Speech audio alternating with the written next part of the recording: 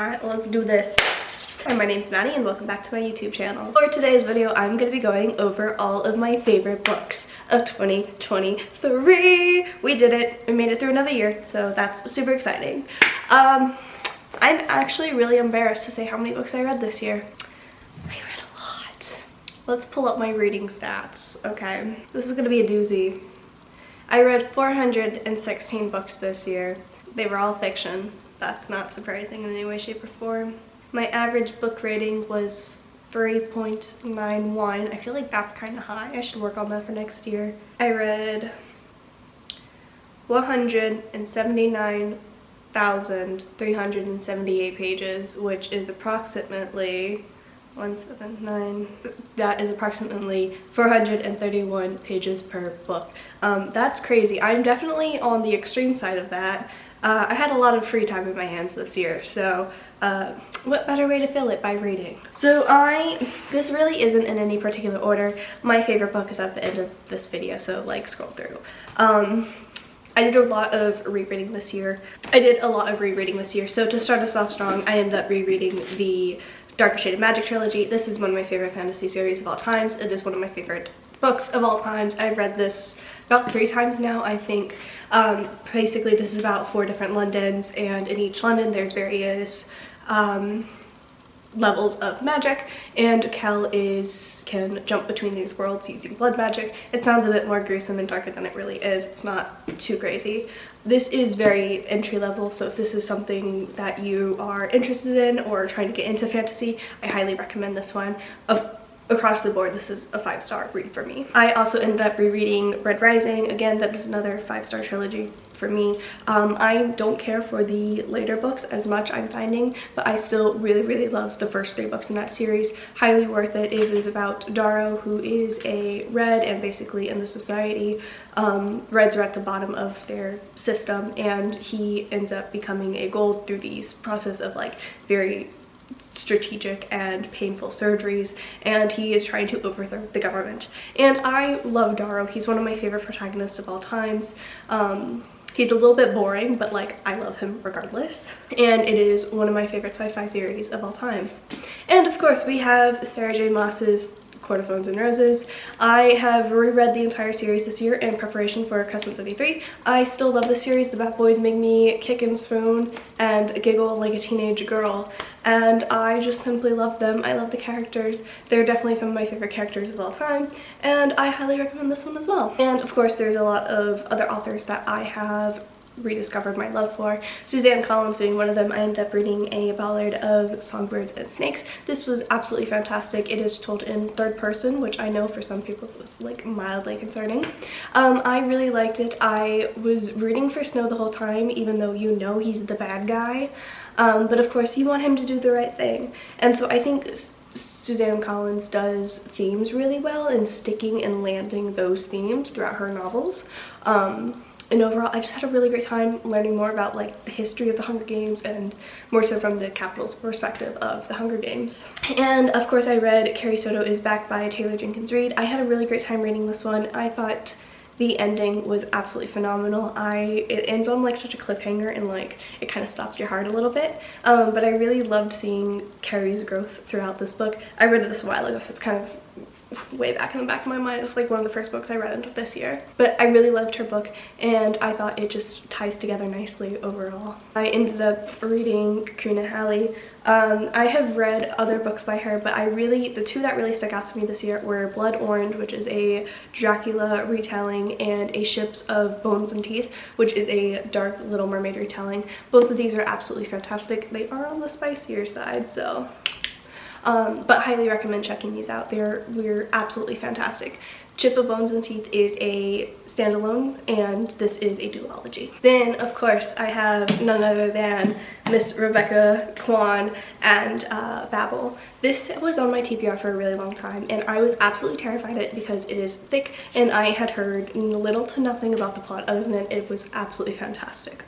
So I think it's best to go into this book blind and not know anything about it. So I'm not going to say anything about it because I think it's best if you just don't know.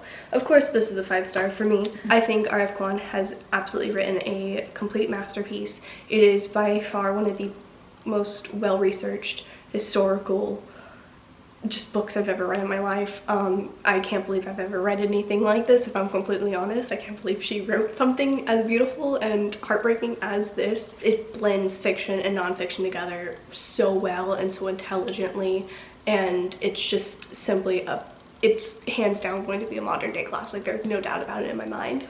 Continuing on with my extremely lengthy list, I have Tomorrow and Tomorrow and Tomorrow by Gabrielle Zevin. This is one of the first books I also read this year. It was absolutely heartbreaking, and I stopped right before the NPC chapter. And had I kept reading when I was reading the NPC chapter, I think I would have cried, but I had to stop because I was out in public and I was like, I cannot cry right now.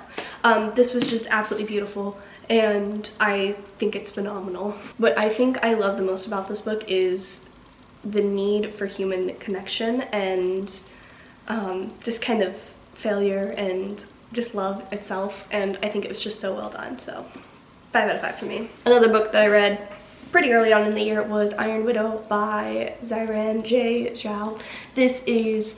I rave about this book constantly on my channel. It reads like an anime. It's based off of an anime, so if that's up your alley, highly recommend this one. This is about how male and females are paired up together to become pilots, and a female pilot ends up killing the male pilot. And majority of the time that doesn't happen. Usually it is the male pilot killing the female pilot, and it just kind of takes off from there, and I love it. It has a bit of enemies to lovers, a bit of childhood friends to lovers, and I simply adored this book. I cannot wait for Heavenly Tyrant, which comes out this year, so I'm very excited. So then I read the Greenbone Saga, which is a trilogy by Fonda Lee. All of these across the board, 5 stars, hands down. This is one of the coolest magic systems. It is based off of jade and the jade subplot, like they're jade. So the more jade they have, the more powerful they are, but you can't have a lot of jade at once because you have to train yourself. It can be very overpowering, overwhelming, and you can get sick and die. I have not stopped thinking about the Cal family since July when I finished this trilogy. I stopped about halfway through Jade Legacy because I did not want the book to end. I knew bad things were going to happen, and those bad things happened, and I was heartbroken and absolutely loved it. And it's very mafia-esque and like mob-esque, and I think it's so cool, and just to see this in the world building is absolutely phenomenal. The magic system is phenomenal. The characters are great. You love them, you hate them, you just feel so deeply for them, and this was overall just such an incredible read. Up next, I ended up picking Magnolia Parks by Jess Hastings. I didn't exactly fall in love with the first 2 books, but the 3rd book really got me, and I have jumped on the bandwagon. I'm not getting off anytime soon. I am the biggest fan of this world. I think it's best to go in again with a blind eye and not really expect anything. It's very angsty and chaotic and dramatic, and it's almost like London meets Gossip Girl, and I just think it's so cool. I really enjoyed the characters, even though they don't make the greatest choices ever, but I just really, really love them. Then I ended up reading the Blood Grace series by Bella Roth. I think the only one I haven't read is like the 8th book. I think overall I have such a great time reading this series. It has such classic fantasy elements that I love and adore. Well, my camera very brutally died on me, so that was fun. Where was I? So I read Bloodthirsty and most of the series by Bella Roth. This is a classical fantasy elements, and it is a vampire romance. In this world, they're called Hesperines, and you can choose to become one. And Cassia is trying to overthrow her tyrant of a father. It is very long, it is very slow burn, and I really enjoyed this series. It's sometimes I think the pacing is a little bit off, but I don't mind it so much. I feel like it's worth it at the end of the day. So because of that, it is on this list, definitely. Then I read Legends and Lattes by Travis Baltree. This is about an orc who goes and opens up a coffee shop in a city where no one knows where coffee is. She is a retired barbarian, so she's just kind of learning to make friendships and make connections, and I really had a great time with this. It's really, like I said, it's really about just the connections that Vivian makes and spreading her love of coffee. It's just so like sweet and very low stakes and just very warm-hearted. So if you are looking for something like that, definitely pick this one up. One new author to me was Katerina Mora. I read a lot of her books this year. The one that stuck out to me the most was The Wrong Bride. It was the first book by her that I picked up, but she is definitely on my list of favorite authors for sure. A lot of these are arranged marriages or almost forbidden romances, so if that's kind of up your alley, I highly recommend it. Wrong Bride is about a girl who is, her sister is supposed to marry Aries, and the sister backs out, so she has to marry him, and it kind of just goes from there. The sister wants to get back with him. It's a whole mess, but it's so fun and so entertaining, and it's just a really good time. I really have enjoyed the series. I have The Long Shot by Kennedy Ryan and the Hoops series, but again, the one that stuck out to me the most was The Long Shot. Contains elements of like domestic violence and those sort of messages. I literally had to stop about 50% in because I was so scared to keep reading this series, and just horrible things are happening, and I was terrified for these characters and the woman in this series. But it's so romantic and not that. The man that she ends up falling in love with after is just so romantic, and he just takes care of her and her daughter, and I just absolutely have loved it. Kennedy Ryan is a author I have read before. I really enjoyed her Kingsmaker series, I think. So she just tackles really heavy subjects and just does, to me, every time blows it out of the water. Then I have King of Wrath by Anna Huang, which really surprised me. I picked it up just for funsies because why not, and I really enjoyed it. This is about Dante and Vivian, I think is her name, and they're in an arranged marriage. An arranged marriage thing in this video, I guess. I don't know. But Vivian is very open to the idea of falling in love with him. Dante is not. He's very closed off. He gets into his mind and he can't stop thinking about her, and they end up falling in love, and it's really sweet, and he's very protective of her, and I just really enjoyed it. Then I have Project Hail Mary by Andy Weir. I'm a huge sci-fi girly, apparently. This was like the year of sci-fi for me. And this might be one of my favorite sci-fi, especially standalone sci-fis of all time. It's definitely giving Red Rising a run for its money, for sure. Andy Weir is just so funny. I really enjoyed the characters' inner dialogue, and I feel like he explains really complicated elements of like science and physics and breaks it down so well, and so it's so easily digestible, which a lot of times you don't get in sci-fi. I love the characters in this book, and I really should get a copy. I would love to reread it eventually at some point. Alright, and then I read the Nevernight trilogy by Jay Kristoff. I read this one in 2022, and I wasn't a huge fan of it, and then I reread it this year and continued on with the series. But I am such a huge fan of Nevernight. This is about a girl named Mia. She's an assassin, and she's out for revenge on the man who killed her family during a revolution.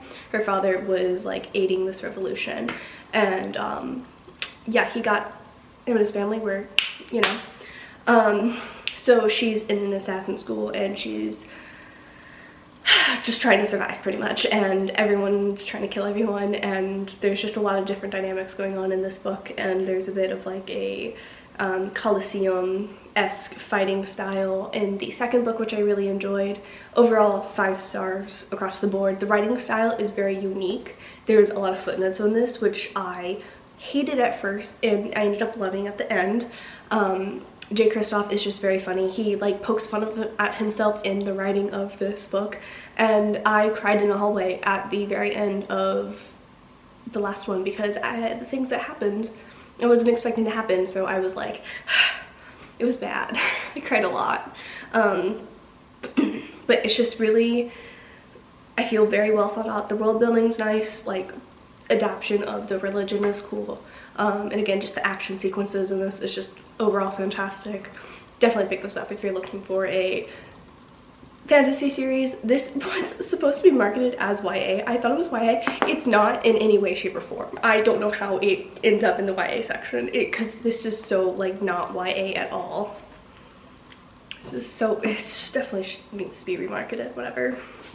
Who Am I? Then I have Before Us by Jewel E. Ann. This is about a girl who is sick, and she's living out of her car, and this woman kind of takes her in and allows her to be their maid, and the wife is sick and is passing away, and the girl stays there and ends up falling in love with the husband, who is grief-stricken, and the girl is also very upset about it. She was friends with this woman. I cried in a taxi in South Korea. Then I cried again on the train because I thought I was over the crying thing. No, it's not. This book was an emotional roller coaster. It's so beautiful, and like I feel like it captures grief very well, between like friendship grief and like marital grief, familial grief. It just handles it really well, I felt. I don't know, I had a really good time. Not a good time. I did not have a good time reading this. It was very emotional reading it. But it's definitely an author I would absolutely pick up again. Then I have to talk about Manacled. I didn't talk about that in my December TBR. Oops, a daisy. Manacled is a very popular Draco Malfoy and Hermione Granger fan fiction on Archive of Our Own. You can't buy it, so go look it up. Just type in Manacled, you'll find it. It's very dark and like Handmaid's Tale. I've never read Handmaid's Tale, but it has that like vibe, I guess. This sent me into a spiral in the middle of December, and I have not recovered from it. It has been a month now, I think. Almost a month, 3 weeks maybe. I have not stopped thinking about it. I literally have gone to bed thinking about it. I have woken up multiple times in the middle of the night thinking about it, and I wake up thinking about it. I have just been a hot mess. The last line absolutely just slaughtered me.